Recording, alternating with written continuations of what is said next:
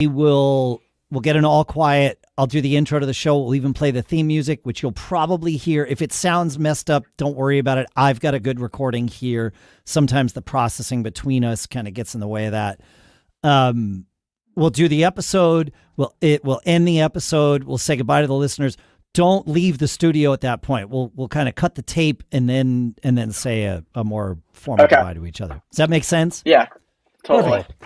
Perfect. We're aiming for about 20 minutes. Yeah, but if it goes, we can always do both episodes. If it goes long, we're correct. Just let's see how. I think that's great. I'm posting it on my X account right now. I'm going to mention you. Do that too. Yeah, we're going to do this real quick. Welcome to the live stream. If you're just joining us now, we got Dan Magazu here with us to talk about Ride the Wave and his other. We might even talk about Bark Boys or Mulch Masters. You never know. It might get kind of crazy. Okay, let me see. How did Shannon pronounce your last name correctly, Daniel? Yeah, it's Magazu.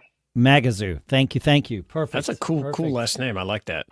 Yeah, not a very common one. Yeah, that's what I like about it. Yeah, I wasn't sure where the accent went, so thank you, or the emphasis went, I should say. This week, as we learn, amazing this week, and we will. Guess this week he will be. Yeah, I'm looking forward to this. This is fun stuff. Are you in Boston? Is Twitter trying to tell me that you're in Boston? Is that right, Daniel? Yep, I'm located in Boston. I moved to South Boston a few months ago. Oh, nice. How do you like it there? I'm just in New Hampshire. I'm just over the border here in New Hampshire, so we're not far from each other. Yep. So I do like it a lot. So I've grown up in Massachusetts pretty much my whole life. So this has been home for me forever. Yeah. Southie is nice because it's the very young community of Boston. So if you go outside, there's just 20-year-olds playing volleyball at the beach and walking around, and there's a downtown area that everyone goes to. So it's like a nice little young community that everyone sort of lives in. It's a nice place. That's awesome. That is a very different description of Southie than I would have given 30 years ago when I was your age. Yeah, so gentrified. It's gentrified, right? Probably, very much right? so. Yeah, totally. Yeah. And you were out on the Cape or someplace before, and that was a little more isolated, right? Yep. So I lived with my parents on the Cape after school. Yep. The Cape is popping during the summer from May to Labor Day, but super quiet in the winter, which was actually very nice for the start of the business, as I didn't really have any distractions. That's cool. That's good. Now you have distractions, so you have to power through it. So that's great. Yeah, that's good. Well, I'm glad to have you on here. I'm interested in learning I know nothing about your business really, other than kind of what you do, but I'm learning about how it works, or I want to learn how it works. So, in fact, cool. If you're joining us now, we've got about 40 people rolled in. Thanks for joining us to watch the live stream. We're getting ready to record episode 581 with Daniel Magazu. Yeah, I will call you Daniel. I'll be respectful, not call you out. Dan is a member. Okay, you do it. Yeah, let's go. Yeah, are we ready to rock and roll here? Yep. Everybody good? Okay, I'm good. And here goes. Oh, this is not that. I got to get my ducks in a row. The ducks are all lined up. Here goes nothing. Business Brain, episode 581 for Wednesday, September 11th, National Make Your Bed Day 2024.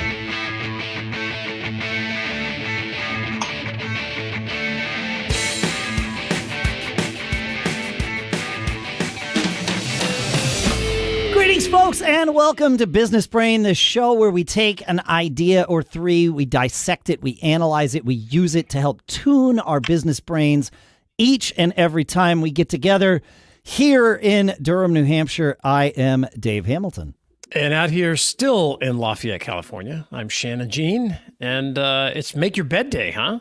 That's pretty bold cool. Of anyone to create a holiday on September 11th, but true.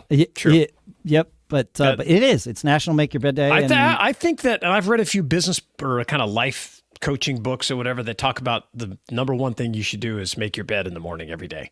Yeah. And so we have a guy here that we've invited to tell us about that. So your local bed expert. Yeah, exactly. We're going to talk about that. But if you're watching the live stream, but if you're listening at home, we're happy to have Daniel Magazu with us. Dan is running it's an advertising agency, right, Dan? Oh. Is that kind of? More like organic content. Organic content. Okay, great. So I don't know, obviously, anything about Dan's business, but I'm in a group, a kind of a business support group with Dan, and have been fascinated to learn a little bit about it. And so he's here today to talk about his company, Ride the Wave. And thanks for hanging out with us, man. Yeah, I'm curious about this, Dan. Thanks for having me. Yeah. So what does Ride the Wave do? That's where I want to start here. All right, cool. So Ride the Wave is a organic content agency for home service businesses. And we specialize in Facebook. So a home service business will come to us and ask us to handle their Facebook. What we're best at is utilizing Facebook groups to target the local communities within their service area.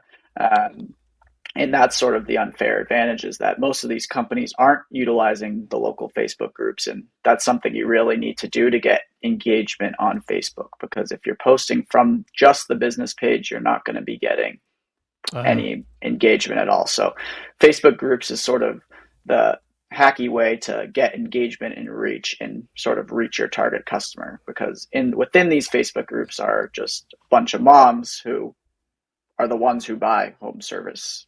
Yeah. All right. So I'm curious about this, because I mean, we all have businesses that help other businesses, and one of my businesses does advertising for folks, and then we also do promotion and Facebook groups. That's a delicate path to walk when you're marketing, right, Daniel? Like, because if you overdo it, if you overstep, these groups are community groups for a reason. And when you're marketing in there, you sometimes you get thrown out. So how do you add value? How do you manage that? That's a good question. So that is definitely a good question. And so when we're looking for community groups, we're only joining groups that allow businesses to post. So we're not going to be joining every single community group. So got it. It's actually probably only around 30 or 40% allow businesses to post. So there's about 60% of groups we're not even targeting. And there's different strategies if you still want to target those groups. But we're focusing on the ones primarily that are allowing our clients to advertise in. That makes sense. And is it, are they just posting, buy our stuff, or are you mixing like, hey, here's how you can fix this issue, and if you need more help? Do you add value posts as well as advertising type posts? How does it work? Yep. So we're actually working on a much more detailed strategy that's going to be being rolled out in the coming months that are going to have a lot more of these value posts. But our sort of current strategy right now is that people within Facebook groups, they want the posts to be authentic and they want to be coming from the business owner. So we really make it a focus that the posts are giving a nice introduction about the owner of the business so that people in the groups can get to know them, how their business helps the community, maybe outside of their normal services, and then adding some sort of promo to sort of getting people interested. So we don't really go with the full-on spam of the business. We give an introduction, say how they're helping out, and then also just like the pictures are super important too when you're posting into Facebook groups. You always want that personal picture so people can match a name to the business, and always include the best pictures possible of your work to get people like, ooh, like that looks good, that looks cool. So that's all very important. Yeah, that makes sense. And are you just going in and promoting as like a new post, or are you also engaging in the conversation where you can to kind of help people with advice and things like that? So good question. So not something we do for all of our clients. For some of our roofing clients, we're scanning the Facebook groups for certain keywords, and we'll screenshot the post and send it to them. Like, hey, do you want to respond to this? I see.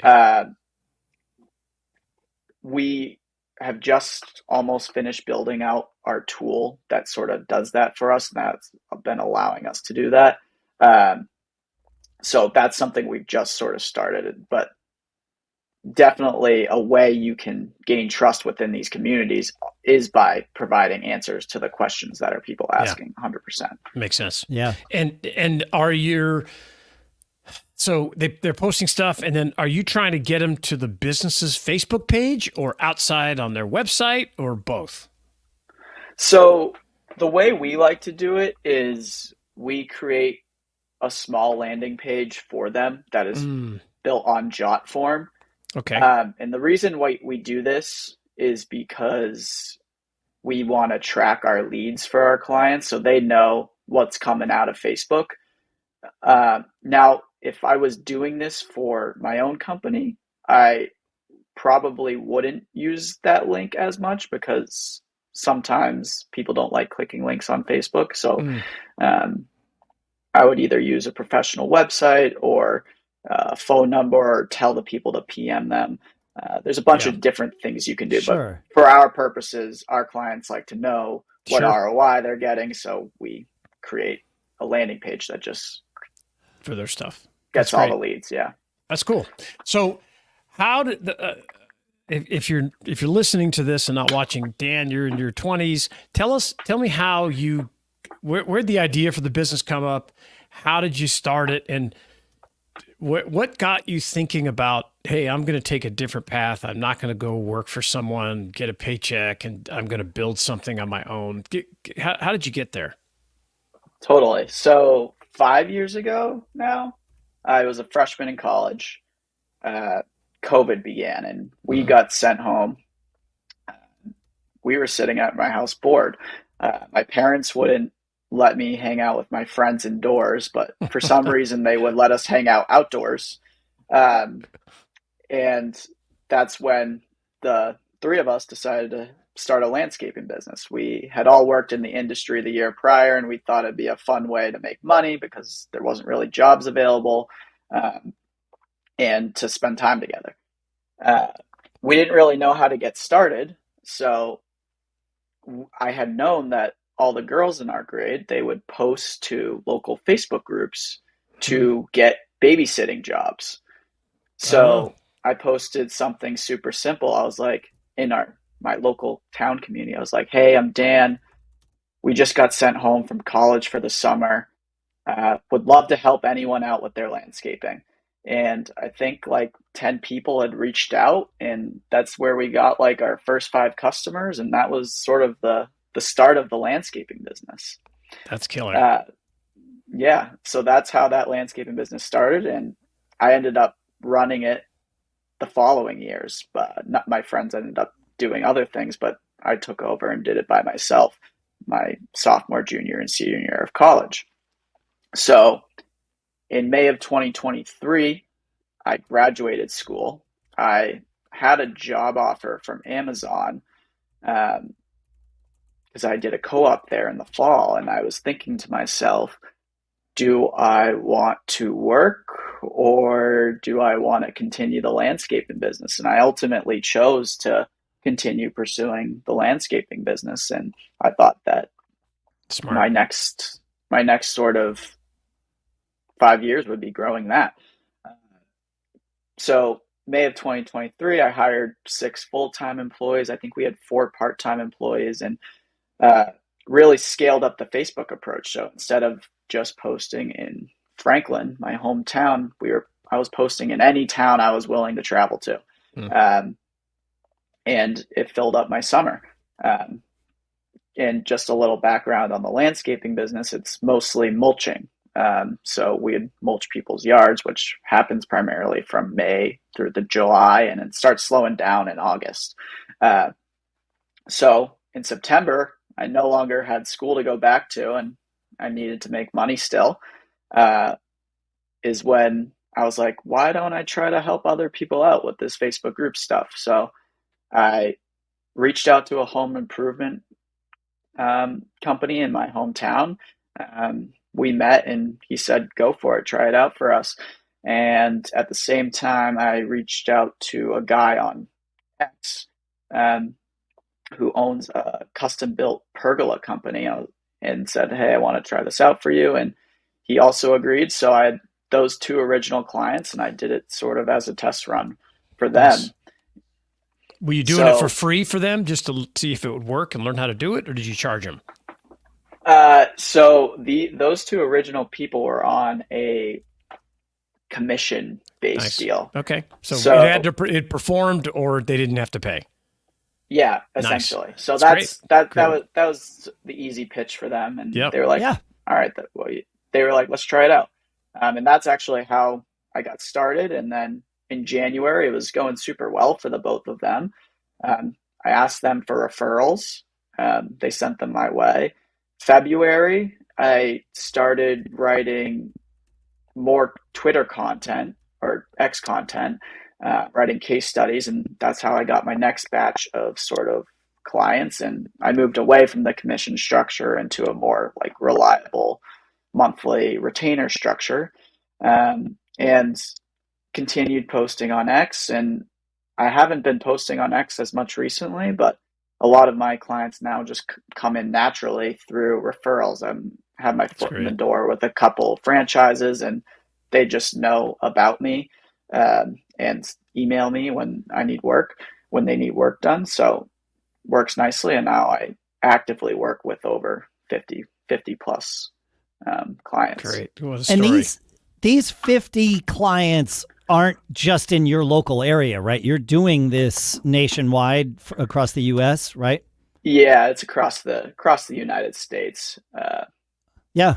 Dude, you're going to tell this story so many times. I'm telling you right now, when you have gray hair like me, this will be just, And this could probably one of the, crucial decisions of your life that you made that, hey, I can do this on my own. I don't need to go work for somebody. I can build something like that. And that was one of the reasons I wanted to have you on the show is to share that, concept of like, I really believe it's just riskier to go work for other people when you could come up with something you learned, push it out there. It's super impressive. I love it.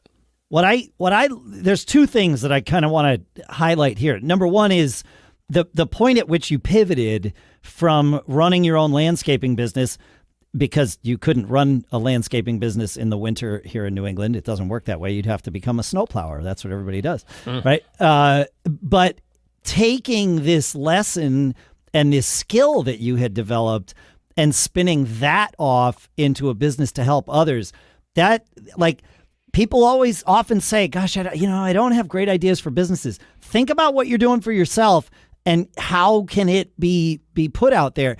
And then I think that's an important lesson. Equally as important is your idea about getting referrals from the clients with which you had success with, and you didn't wait very long, right? You got referrals from them in January after starting in September. That's the key thing, is capture. Clients are going to be most impressed if you have quick success with them. And you might have them for long-term and have long-term success, and that's great.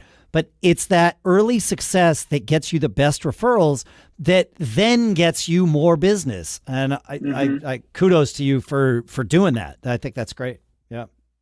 Yeah, and totally. Referrals are also awesome, are also better than someone reaching out sort of cold too, is like someone recommended you, which means they are a lot more likely to sign up.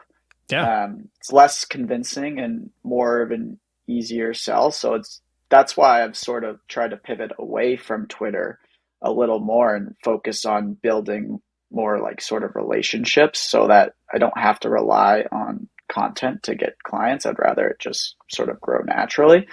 The important lesson I learned: it's much easier to convince someone to pay if someone they know and trust likes what you're doing. Yeah, you're just it adds so much credibility to you, right? And even like your content on X, most of it is your celebrating the success of your clients and talking about these case studies and that. And the other thing I want to point out is in the beginning, doing something either like you did, it's like, hey, if it works, you can pay me X, the amount, if it works. On a commission thing where there's no risk, or doing it for free to learn that, you're probably not going to make a ton of money right away, but you're just going to get that led you down the path to get those referrals and to understand how the system worked. That's terrific, man. I have a question for you, Daniel, and it's probably not one that you're going to like, but it's hopefully one that you'll appreciate, if not now, down the road. What's the marketing path when Facebook shuts the door that is currently open for marketing this way?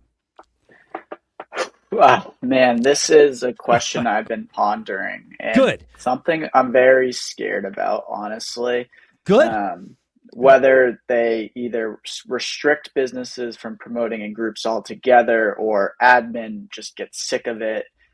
Whatever it may be, or even on the other end, everyone starts doing this and it becomes almost useless. That's why I'm not totally in love with the business. There you go. It's good. Well, you're smart to have identified the weakness. Yeah. It's a strength right now, and this strength can earn you fuel, aka cash, to help develop the next layer that you can add to things. Yeah. Yeah. So, and I have a couple ideas in the mix, but just one is offering new verticals, new services to our current clients, whether that be Facebook ads or cold calling. I haven't really decided, but that's in the mix, and we're looking to add a new service. We also are finishing up on our keyword tool that alerts businesses of certain keywords being mentioned in Facebook groups and next door. So that's a software that we plan on offering to our clients and probably the public as well. So definitely looking for ways to mitigate that risk, because I do know it's risky. If tomorrow Facebook shut this down, the business is over and I'm sad. But that's right. Yeah, but you know how to make money. You'll figure out something else, but better to figure it out before you have to. And it sounds like you're already working on that, which is amazing. Given, quite candidly, given your age and your level, your years of experience, that's awesome that I know so many people that see success and think, oh, this is the formula. It'll last me until I'm ready to retire. And it's like, oh no, success should scare the crap out of you, because if you can do it, somebody else can too, right?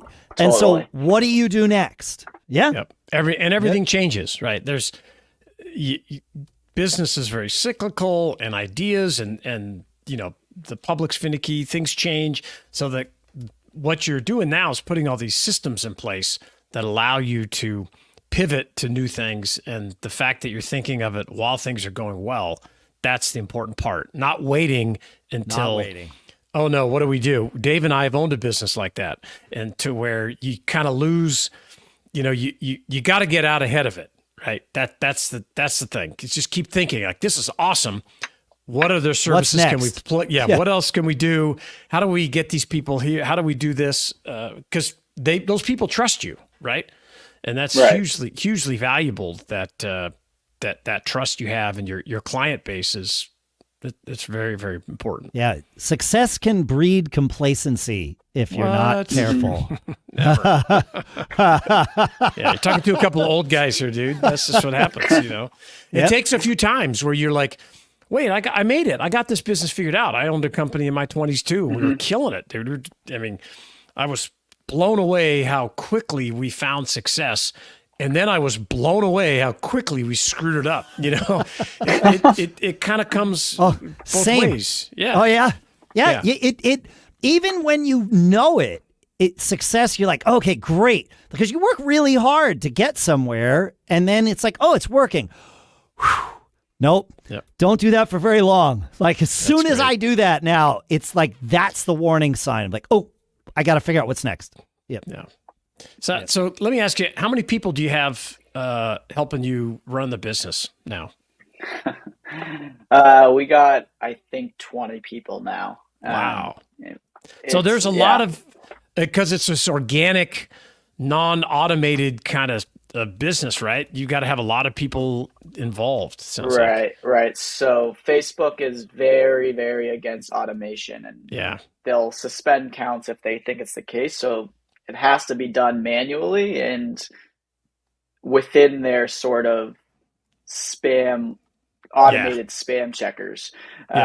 So you have to like wait a minute before joining a new group or wait a minute before posting in a new group. So there's like this built-in like waiting. So it does require a lot of manual labor to join groups, find groups, join groups, post in groups.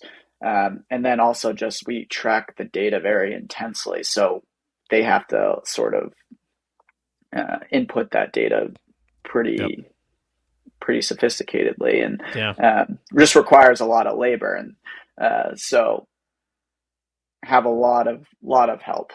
Yeah, that's great. And are those people here in the States you work with locally? Are you using an agency to help you find, with a global talent, if you will? How does it work? So I do all my recruiting myself. Nice. We use offshore labor because ultimately we're posting and joining into groups, and it's not overly complicated. So it's not something that necessarily needs someone onshore to be doing. Now, we did have a copywriter that was in the US, and our copywriters we definitely splurge a little bit more money on, because you want to have good content for these groups. But for the most part, hiring mostly offshore labor, and we have a bunch of tactics to try to get the most like motivated and like hardworking people in the door, so that we know that we're getting good labor. And we recently spent a lot of time on upgrading our sort of application process. Dude, that stuff's priceless, man, because, you understanding how to source that and how to, what kind of questions to ask, how do we get good quality talent? You can use that for any business that you're working on. So you're kind of stacking up your unfair advantages. So that's killer. Mm-hmm. It's great. Totally. I love the concept, man. I think it's great, and I appreciate you coming on, telling us about it. Dave, you have any more questions for Dan? I probably have a ton more questions, but I like where we are here. This is this is good. You've got me thinking, and you've got an amazing business. Like this is, you know that, like and it's robust. It like you've really fleshed it out, which I appreciate. No, it's good stuff. So thanks for coming on. Yeah, we appreciate it. What's the best way for people to get a hold of you, Dan, and to learn about your business? Yeah, totally. There's 3 ways. I mean, one, just the typical reach me on social media. So I'm at Danny Magazu on Twitter. Magazu spelled Magazu. And then my email, if you want to shoot me an email, is dmagazu@ridethewave.info. And the business website is ridethewave.info. Ridethewave.info. And we'll link these two. Yeah, we'll link these in up at businessbrain.show if you want to learn more. It's great. It's a unique business. I'm like I said, I always learn the most on these shows. So I appreciate you coming up and educating us about how this stuff works. It's killer. Thanks for making sure having me on, guys. Yeah, thanks for making sure I learned the most this week, of course, because that's the most important thing. Thanks for coming, Daniel. Thanks for listening, everybody. If you have questions for us, feedback@businessbrain.show. And keep living that charmed life. We'll see you on Friday. And we're out.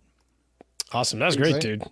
Perfect and succinct, and I explained it to well. So we're still doing our streaming. We're in between the 2 episodes, but thanks again for coming on and just talking about it.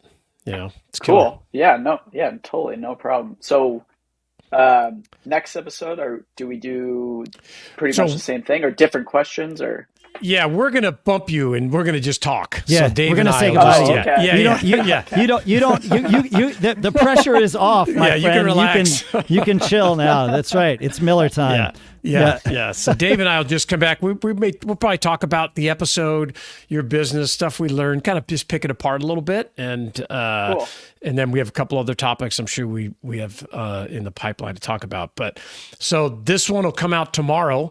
We'll push it out. I'll send you links. I'll push it out to all my ex people, and feel free to promote it any way you want.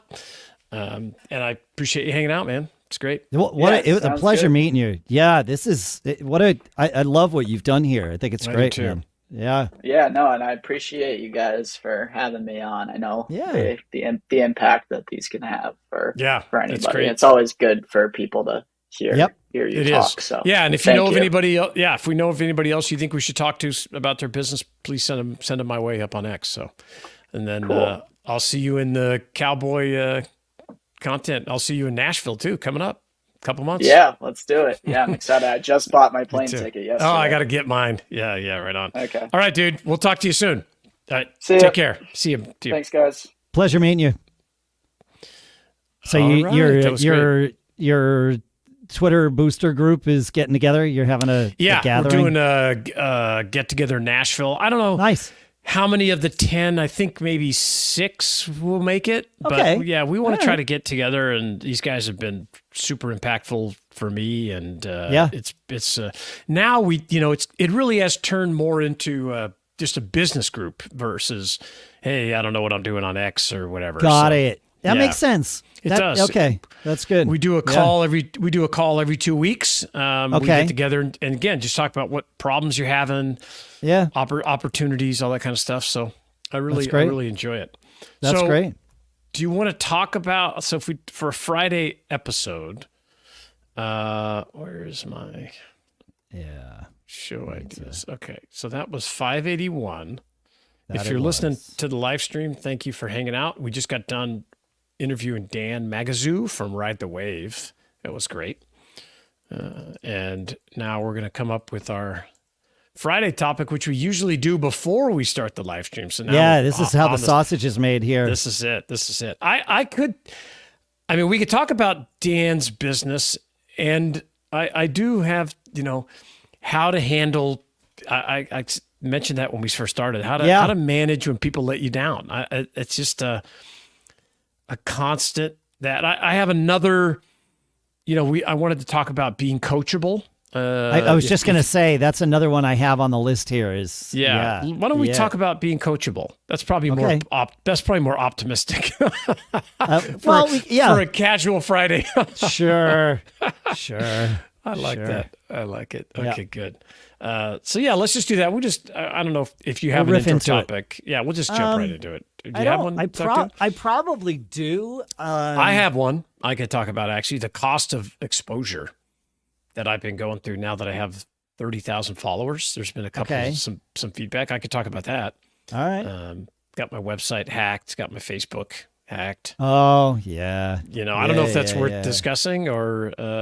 But that's interesting. I don't know if there's a correlation, but it has never happened to me before. You don't know if there's causation. Causation. Right. That's the word. Yes, there is a temporal correlation. There is a correlation. Yeah, but I'm not sure about the causation. I'm just anecdotally thinking, hey, what's new that has brought this on in successation one after I've seen another. A lot of people getting their Facebook accounts hacked lately. Yeah, that seems like a pretty common thing. The website thing was...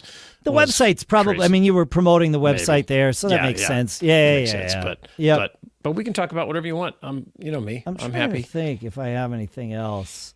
Otherwise, we can just talk about being coachable and what that means and what that means. Yeah. Right. I And like the it. benefits. Yeah, let's do Let's do that. Okay. Let's do it. And let's do a little intro just about Dan's business. How's Okay. that? Yeah. Yeah. I That'd like be that. great. Okay, Yep. great. I think I'm good to go here. I should be. I am good to go as well.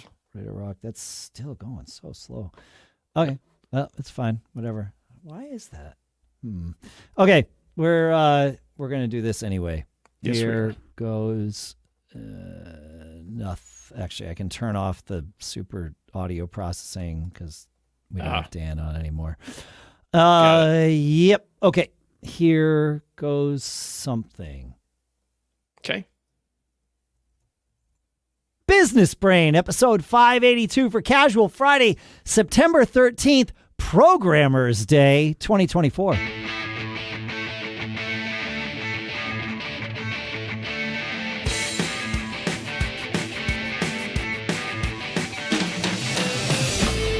Greetings, folks, and welcome to Business Brain, the show where we take some ideas, we crunch them, we use them to help tune our business brains every single time we get together. As usual, here in Durham, New Hampshire, I'm Dave Hamilton. Hey, and I'm still out in Lafayette, California. I'm Shannon Jean. I really enjoyed our Wednesday episode with Dan Magazu from Ride the Wave. Yeah, that was Wednesday, September 11th. I did want to talk about Programmers Day because I like the fact that we are on the 256th day of the year, and that's why it was chosen as Programmers Day, because that's an 256 exponent of kilobytes? 2. Right. 256 is an important number. It's a factor of 2. Interesting. Yeah, or 2 is a factor of it. But, Yes. Yeah. That's pretty cool. So I love that. 256th day Programmers of the year, are important. Programmers Yep. Day. Yep. Yeah. But yeah, that's very Dan, cool. Daniel Magazu's business there, Ride the Wave. I'm curious to see. It's interesting and smart that he has built it as quickly and scaled it as quickly as he has. I think that's really important. That's a mistake. Not scaling a business that quickly is a mistake I've made before, thinking, oh, we're making plenty of money, we can just do it ourselves, right? You know, that he's got other people in there. I think that's really smart. I wonder if that's a generational thing. I see people of our Speed, you generation. mean? Yeah, just the you know, I mean, they're taught in school, like scale. Yeah. Whereas I don't know that was a thing that I certainly wasn't ever taught that in the way that it's taught now. I would say when we were younger, it was more like steady, find a steady this, steady. Protect. Yeah. Very different. Yeah. Very different. What I love about it, and the biggest takeaway, and probably one of the reasons I wanted to have Dan on, is so much of what he's learned is portable, right? And the skills that he's acquired from identifying the opportunity, right? Yes. This helped me build my mulching business, my landscape business. I wonder if other people would like it. Testing it out, offering it essentially for free in the beginning. No commission cost. based. Commission right? based. There's no risk. I don't want to call that essentially for free. No, it's not. It's commission. You're right. Paper for performance, right? Paper for performance. But what a great way to ensure that you're not just giving it away. Yes. Yeah. Right? There is potential to earn. Yeah. And, I've seen people start businesses that way, and then a year or two down the road, the client says, wait, whoa, I need to renegotiate with you. I'm paying you too much. Right? Yeah. I want to go. Yeah, sure. Can I go on a monthly retainer now, please? Yeah, that's right. You're right. So I think salesperson's dilemma. It's the salesperson's right. It's always the salesperson's dilemma. A good salesperson's dilemma. And they make too much, and you're like, holy smokes, Yeah, I got to pay you less now. Yeah, but the fact that he gets it, he understands the weaknesses, the strength. He scaled it up. He learned how to bring on, offshore talent and acquire those folks and interview and all that stuff, man.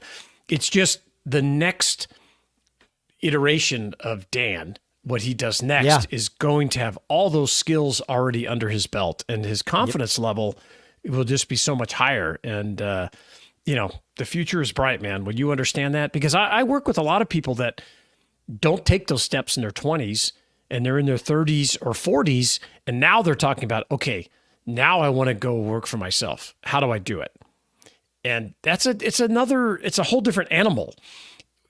because your responsibilities, your monthly overhead, all these things we become accustomed to, it's a longer process, and maybe you can't take as much risk. Maybe you can't scale it as fast as Dan did and that kind of stuff. So some great lessons there. If you didn't hear that episode, go back and listen to it. Yeah, 581 from Wednesday. So it's interesting that you're saying this, right? Because you're talking about once you've developed some habits, it's hard to change them. But also, once your life has certain demands on you, theoretically, it's emotionally harder to convince yourself to take risks. Yeah. And you're trying to help these people. You're trying to coach these people. And a topic that you and I have been kind of throwing around a lot behind the scenes here that we're going to talk about today is, are you coachable? And I think it's important to ask ourselves, are we coachable? Yeah. I don't know. What I does think it take? I am. I know that I'm not. I know that I have a tendency to operate solo, which is not a coachable person, and also a tendency to convince myself that my current way of doing things is the best way of doing things, or at least the right way. So if somebody tells me, you're doing this wrong, it's not, I don't know. In business, especially, I have trouble with that. Yeah. Yeah. And I think of it a little different in the sense, like, I have that a similar thing where, oh yeah, you're doing it wrong. I'm not, are you sure? Especially if you've had some success. You don't know what I know. Right. Yeah. Especially if you've had success. But when I'm thinking coachable, like, if I don't know how to do something, am I open to someone showing me how to do it? Right? Am I open to someone putting action items in front of me and then holding me accountable? I'll bet you, I think you are better at that than me. Okay. Well, in that, maybe it seems to me you are more readily willing to accept, I don't know anything about that. Teach me. I think that about tons of stuff. And so, I know. I hired a coach when I wanted admirable. to. Yeah. Well, it's just, I've hired coaches my whole life. Right. And that's the difference. My default is, I'm going to teach it to myself. I'll figure this out on my own. And that's good too. That's good. That's the thing is neither of these things is bad, but neither one should be taken to an extreme either. Yeah. Right. There is a good blend. I think I err too much on the side of I'm going to do it myself. And it slows me down sometimes. But other times, I would say not. Yeah, and I've been there. I understand. I want to learn some new tool and this versus I don't want to go hire anybody. But if they're going to teach me a system that I don't understand, like I hired a guy to coach me in social media because I didn't really know a ton about it. I wanted to learn. It was probably, I realized after I got going, it was probably a little too early for me to hire someone like that because I wasn't ready. And he was pushing me to do certain things that I was like, what? Why would I do that? This is, And I was just kind of getting started where now I get it. Now I go, now I see it. But what it did teach me, it expanded the possibilities is what it did. And it was worth every penny because I did not see all those possibilities. And especially when I had my mind kind of closed to, when we're talking about the X platform and Twitter, and David always talked about, you should try it out. It's this. And I'd be like, oh, it's terrible. It's a cesspool or whatever. But once I learned, you taught me part of the system to make it better for myself, which was night and day. And then this coach taught me a bunch of other stuff about how to connect and grow and everything. But I think, like, especially with taking it beyond us, hiring people that are coachable, if you can, I think you just get a better employee, a better contractor, a better whoever, because you're not, that's good. Let me couch that in, are you hiring someone that already has some expertise? Like, hey, we're hiring a biz dev person. Sure. So I'm not going to coach them how to do biz dev, but or maybe a social media person, right? Or social media person. Yep. Yeah. Yeah. But maybe, are they coachable in the sense of, are they going to be open to learning about how I want it done for my business? What our culture is, how, like taking like a company like Dan's, Ride the Wave, as a business owner, can you explain like, hey man, this has to be really authentic. And this is who I am. It's my name. We're not just grinding stuff out, which they don't do there. But I mean, no, but that's an important lesson for someone who say is in the copywriting role. Yeah. It's in general, it's an important lesson for Dan's company from their clients, right? Like, hey, if you're writing content with my name on it, the client has to coach the business. Yeah. Yeah. You have to kind of set up a platform where you are being coached. Yes. Yeah. It's like trying to, create content and just relying on AI. It's not your voice, Now, No. it can help you with a lot of stuff, but if you're trying to, just dump out content that's not authentic, it won't be successful. It's not going to be successful unless it's. All right. So keep going. No. So what are the ways of identifying during the interviewing process? Yeah. What are the ways of identifying whether or not someone is coachable? I like to ask them what they don't know. Oh. What don't you know? Because I ask them about my business, right? Hey, what do you know about my business? You're here to get a job. I hope you looked at our website. I hope you did whatever. Right. A little bit of that. But then I like to ask, what don't you know? And what are you interested in knowing? And see how they respond to that. Because some people don't know how to respond to that. But that's a question that's gonna take people for a little bit of a loop. Yeah. Yeah. What don't you know? And what would you like to know? Because part of being coachable is having interest in something you don't know.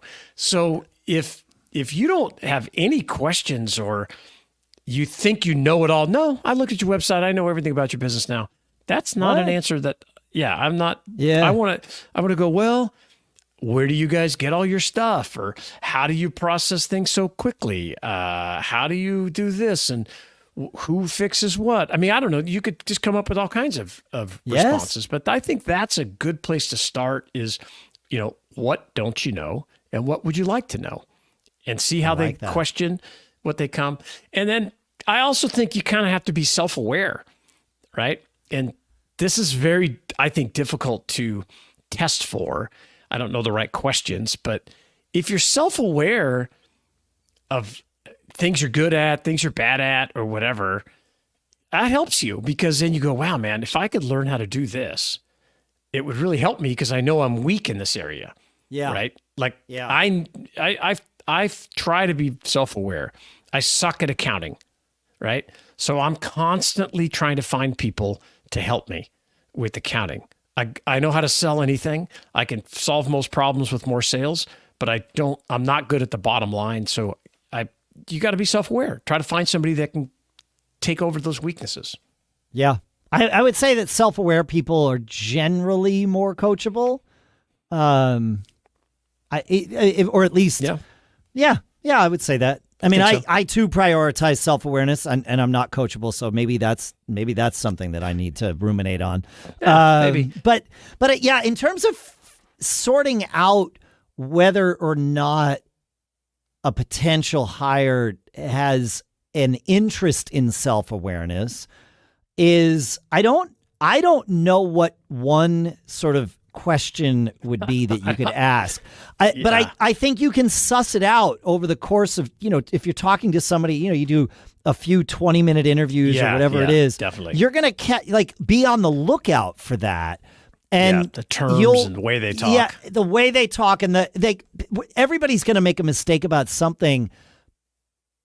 Watch how they react to it. Is it like, oh yeah, I know, like these things happen, and it's like you can see.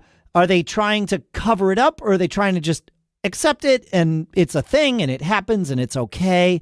those, there are tells as to whether someone has some self-awareness or not. And generally, self-aware people are more comfortable. I feel more comfortable speaking to someone who is self-aware because same.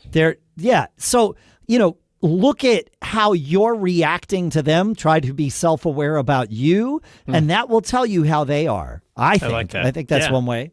Yeah. I have two more. One is accountability. Are you comfortable being accountable for your own mistakes and maybe even a little bit of others? Do you lean towards being accountable and taking responsibility? I think people that do that are more coachable. Definitely. It's funny because I chose Programmers Day as the day for the the holiday or whatever you want to call it for today. Yep. The second one on my list was National Blame Someone Else Day, which is also today. We all know how to do this. Yeah. I'm not sure I'm happy that there's a day for it, but maybe the silver lining to that is we just do it for one day and then we stop doing that. Stop. Yeah. But you're right. Yeah. Are you willing to just accept that? Yes, I screwed this up. Suck it up. It's okay. Or even if you're not sure, you're like, well, it could have started with me. Maybe the way I said this, maybe they misinterpreted this. Maybe, we were smoking ribs on my smoker and I had to go run somewhere and I wrote some instructions out for my super awesome smart wife. And when I got back, I was like, why are these things not cooking? And I cause they were supposed to almost be done. And I looked at the temperature and I was like, oh man, the temperature's got turned down by half. And I went and I was like, Renee, what happened? Why'd this get turned down? She's like, well, you told me to turn it down.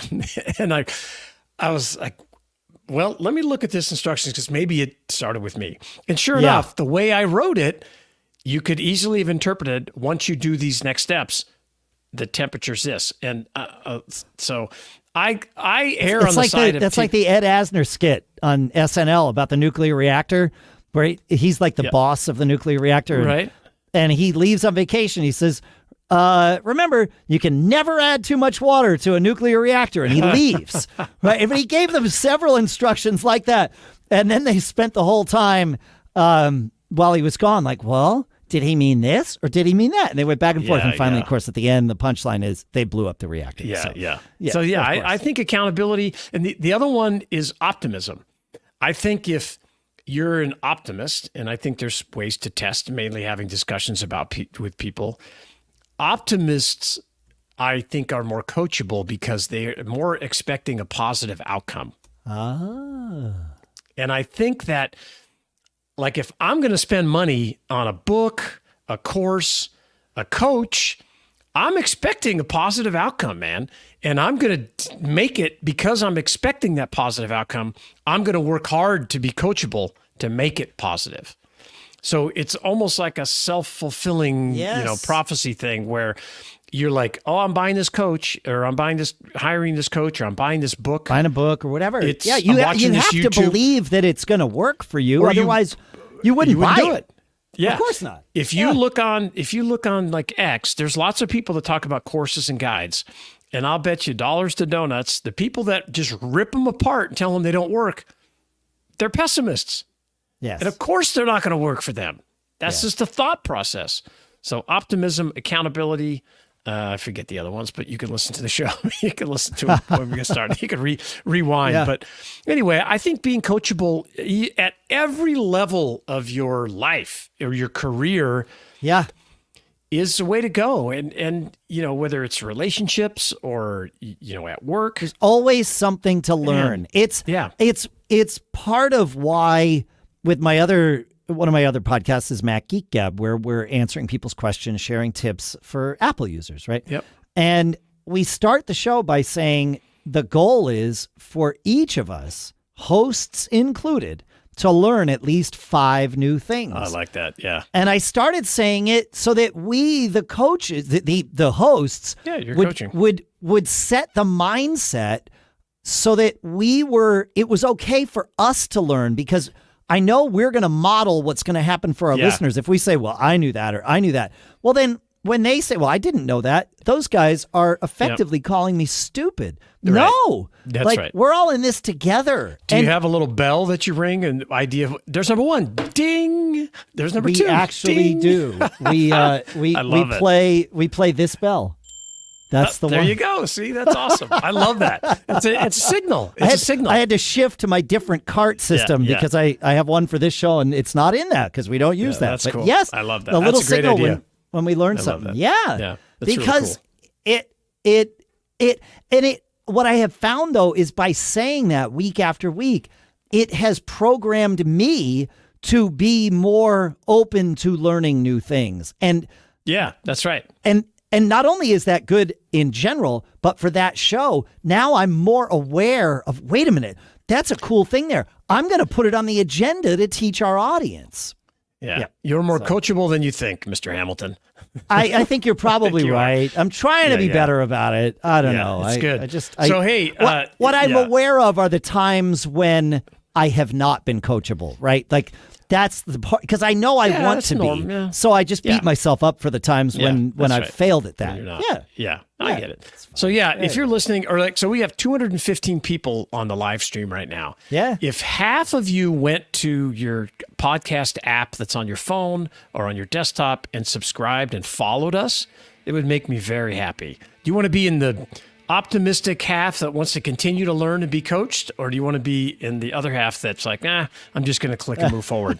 You get to make the choice. Feedback at businessbrain.show. Tell us what you think, and thanks for hanging out. Yeah, thanks so much, everybody. What an absolute blast. Not a bast. That's not a word in our language. No. Feedback at businessbrain.show. Thanks for hanging out. Have a great weekend, and do me a favor. Keep on living that charmed life. We'll see you next week. And we're Terrific. out.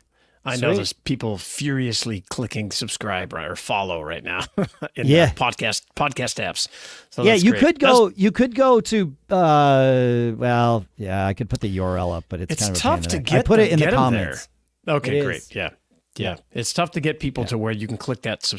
Now, Apple does follow. Does Spotify does subscribe or follow? Yeah, I think so. I don't know. I don't yeah. remember. That's cool. Yeah. Nope. But we do have a page on the website. If you go to businessbrain.show / right now it's subscribe-to-podcast. I'm going to change that, I think. So it can just be businessbrain.show / subscribe.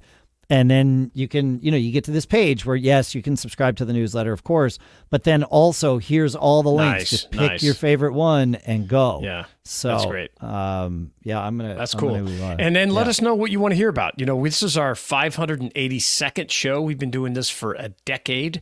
So new ideas, guests that you think we should listen to. We'd love to hear from you. Feedback at businessbrain.show. We appreciate you hanging out. I'm going to end the stream. Are you all right with that, Dave? I'm good with it. I'm putting in this subscribe redirect here. Oh, nice. Oh, sweet. It is. It's there already. Businessbrain.show / subscribe. That's awesome. The right one. Thank you very much, folks. Have a great weekend. Take care. Thanks for hanging out. Later.